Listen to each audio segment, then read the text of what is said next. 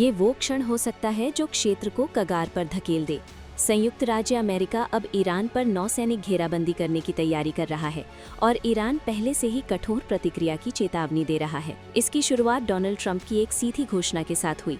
उन्होंने social media पर post किया कि अमेरिका 13 अप्रैल को सुबह 10 बजे पूर्वी समय से ईरानी बंदरगाहों में प्रवेश करने और बाहर निकलने वाले जहाजों को रोकना शुरू कर देगा। एक स्पष्ट समय सीमा, एक स्पष्ट उकसावा। इसके तुरंत बाद अमेरिकी सेंट्रल कमांड ने योजना की पुष्टि की, कहा कि घेराबंदी ईरानी बंदरगाहों से आने जाने वाले सभी समुद्री यातायात को लक्षित करेगी, लेकिन एक महत्वपूर्ण शर्त के साथ। होर्मुज जलडमर मध्य से होकर गैर ईरानी गंतव्यों के लिए गुजरने वाले जहाजों को नहीं रोका जाएगा। फिर भी संदेश स्पष्ट है, ये सैन्य शक्ति द्वारा समर्थित आर्थिक दबाव है और इसका प्रभाव पहले से ही महसूस किया जा रहा है। खबरें बताती हैं कि कुछ जहाजों ने आगे के जोखिमों के बारे में अनिश्चित होकर वापस लौटना शुरू कर दिया है, क्योंकि होर्मुज जलडमरू मध्य कोई साधारण जलमार्ग नहीं है। ये वैश्विक तेल आपूर्ति का लगभग 20% वहन करता है।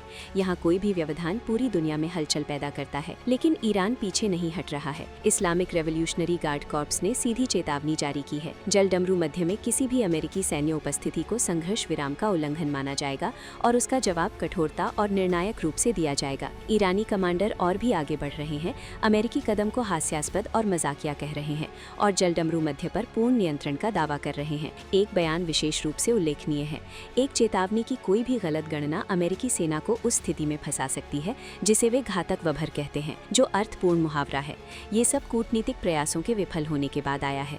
वॉशिंगटन और तेहरान के बीच बातचीत किसी समझौते पर पहुंचने में विफल रही। मुख्य असहमति ईरान का परमाणु कार्यक्रम, प्रतिबंध और होर्मुज पर नियंत्रण। अब कूटनीति ने टकराव का रूप ले लिया है। अमेरिका का कहना है कि ये नौवहन की स्वतंत्रता सुनिश्चित करने और ईरान को जलडमरू मध्य को दबाव के रूप में इस्तेमाल करने से रोकने के बारे में है। ईरान का कहना है ये आक्रामकता है और नाजुक संघर्ष विराम का उल्लंघन है और इससे क्षेत्र एक खतरनाक स्थिति में आ गया है। युद्धपोतों की हलचल, अनिश्चित शिपिंग मार्ग और दोनों पक्ष तनाव में, क्योंकि नौसैनिक घेराबंदी केवल एक नीतिगत कदम नहीं है, ये एक सीमा है, एक ऐसी सीमा जिसे पार करने पर सीधा संघर्ष शुरू हो सकता है। आज रात उल्टी गिनती शुरू हो गई है।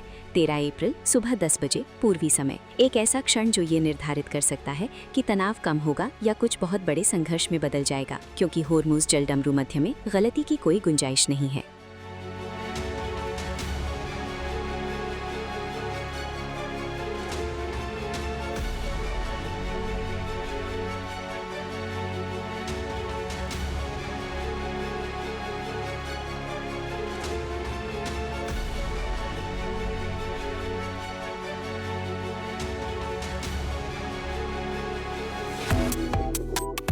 Subscribe to One India and never miss an update.